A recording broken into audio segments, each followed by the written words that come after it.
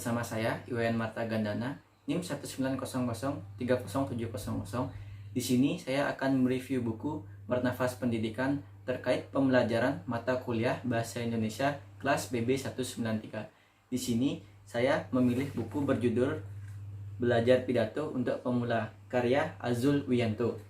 Pada bagian awal, tepatnya pada bagian kata pengantar, penulis menjelaskan belajar pidato juga sama seperti belajar mengendarai sepeda. Semakin giat belajar dan berlatih, hasilnya kemampuan kita semakin meningkat.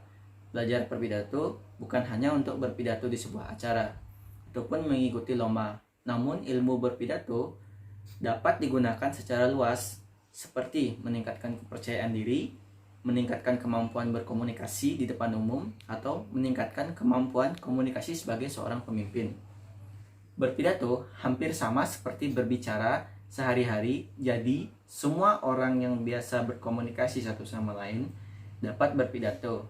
Yang harus dilakukan adalah, agar lancar berpidato, adalah membiasakannya dan diikuti dengan niat dan keberanian. Bagi orang yang belum terbiasa berpidato, diliputi rasa takut, malu, atau grogi ketika berpidato.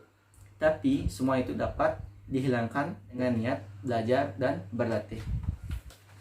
Pada bab 2, cara berpidato. Orang-orang berpidato bermacam-macam caranya. Ada yang menggunakan naskah, menghafalkan naskah, ataupun menggunakan kerangka pidato. Bahkan ada pula yang tanpa persiapan sama sekali. Pidato tanpa persiapan ini hanya bisa dilakukan oleh orang yang benar-benar sudah terbiasa dan sudah ahli berpidato.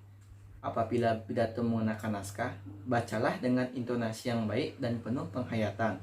Membacanya juga harus lancar, jangan tersendat-sendat, bahkan jika mungkin lakukan seperti bicara biasa. Dan yang kedua, ada dengan menggunakan metode menghafalkan naskah. Pada metode ini, naskah pidato dihafalkan kata demi kata semuanya. Pada saat berpidato, pembicara tinggal menyuarakan hafalannya itu. Pembicara hanya mampu menghafalkan naskah pidato pendek, karena sebuah pidato itu memiliki naskah yang berbeda-beda tergantung dari acara apa yang sedang dibawakan oleh pembaca pidato tersebut. Yang ketiga, adapun dengan menggunakan kerangka pidato, yaitu dengan menulis pokok pikiran yang dibuat secara urut. Karena hanya pokok pikiran yang ditulis, catatan tersebut disebut kerangka pidato. Dalam pelaksanaannya, tiap-tiap pokok pikiran itu dijelaskan secara langsung. Panjang pendeknya penjelasan disesuaikan dengan situasi berpidato. Apabila pendengar tertarik tentang penjelasan dan contoh-contohnya pun ditambah. Sebaliknya, apabila pendengar kurang tertarik, pokok pikiran itu diuraikan singkat saja. Pada bab 3, ada persiapan pidato. Adapun persiapan yang harus dilakukan seperti latihan di rumah, dan latihan tersebut dilakukan jauh-jauh hari sebelum hari berpidato tersebut. Yang kedua, mencari tahu berbagai hal yang berkaitan dengan berpidato. Misalkan, cara membuka pidato yang baik, dan bagaimana menguraikan isi pidato yang menarik, dan bagaimana menutup pidato dengan cara yang mengesankan. Semuanya itu perlu diketahui dan dipelajari oleh calon pembicara. Yang ketiga, calon pembicara perlu mengetahui secara lengkap masalah yang akan dipidatokan tersebut. Mungkin isinya hanya ucapan selamat datang dan terima kasih, ataupun menyerahkan atau menerima sesuatu. Penjelasan mengenai suatu masalah, berbagai alasan untuk meyakinkan pendengar, dan lain-lain. Isi pidato tersebut sebaiknya sudah diketahui beberapa hari sebelum pelaksanaan pidato, sedikitnya seminggu sebelum berpidato. Isi pidato itu direnungkan, dipikirkan, dan diurutkan mana yang harus disampaikan pada urutan pertama, kedua, dan seterusnya. Selanjutnya pada bab 4, tampil di podium. Pada saat tampil berpidato di depan umum, jangan sembarangan, karena pembicara akan menjadi pusat perhatian oleh pendengar. Semua yang ada pada pembicara diperhatikan oleh pendengar, mulai dari pakaian yang dikenakan, cara berdiri, sampai cara menggerak-gerakkan anggota tubuh. Oleh karena itu, pembicara tidak boleh tampil seenak-enaknya. Ada hal-hal yang perlu diperhatikan dan dilaksanakan sebelum dan selama tampil berpidato. Hal-hal yang perlu diperhatikan tersebut antara lain cara berpakaian, cara berdiri, cara memandang hadirin, cara memegang mikrofon, dan cara menggerakkan anggota tubuh. Pada saat pembicara sudah sampai pada podium, jangan langsung berbicara. Berdirilah tegak sebentar beberapa saat, dan cara berdiri pun jangan bertumpu pada sebelah kaki. Cara berdiri yang baik adalah berdiri tegak bertumpu pada kedua kaki, akan tetapi jangan terlihat kaku seperti patung, santai saja. Yang kelima, ada sapaan dan salam. Jika bertemu dengan seorang teman, sebelum berbincang-bincang, kita tentunya menyapa terlebih dahulu. Sapaan tersebut bisa berupa hai atau langsung menyebut nama kawan kita tersebut. Demikian pula saat kita berpidato. Yang pertama, kita harus menyampaikan sapaan kepada banyak orang, seperti penyebutannya untuk orang yang lebih dihormati. Misalnya dalam suatu acara di sekolah yang dihadiri oleh kepala sekolah, guru-guru dan siswa, sapaannya sebagai berikut. Bapak kepala sekolah yang saya hormati, Bapak ibu guru yang saya hormati, dan kawan-kawan yang saya banggakan. Jumlah yang disapa jangan terlalu banyak, 1, 2, atau 3 sudah cukup. Jika terlalu banyak bisa mengurangi perhatian pendengar.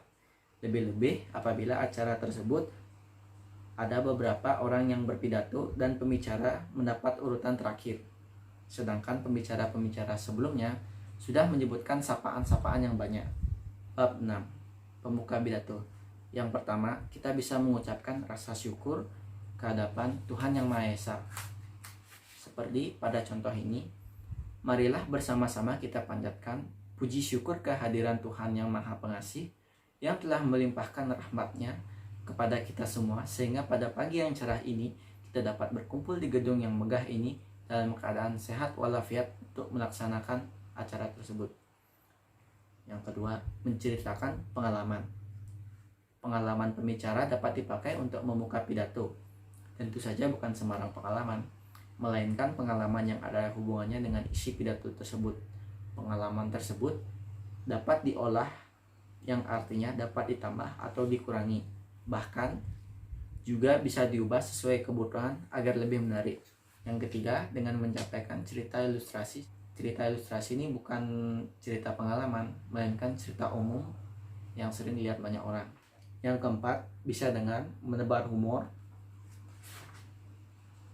Yang kelima, bisa juga dengan memperkenalkan diri orang yang akan berpidato.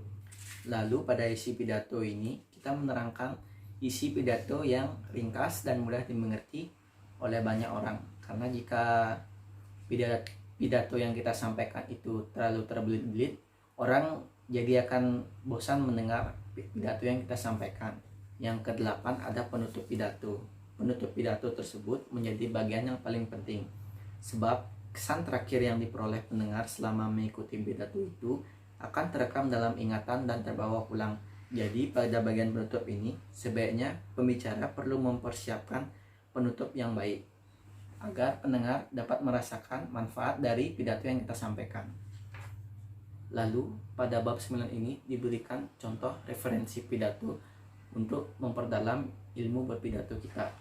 Sekian resensi saya tentang buku ini, Belajar Pidato untuk Pemula. Kelebihan yang saya dapat dari buku ini adalah buku ini menjelaskan cara belajar pidato dengan cara yang sederhana dan mudah dimengerti. Yang kedua, buku ini dapat dibaca oleh semua kalangan untuk meningkatkan ilmu berkomunikasi mereka di depan umum. Selanjutnya ada kekurangan dari buku ini.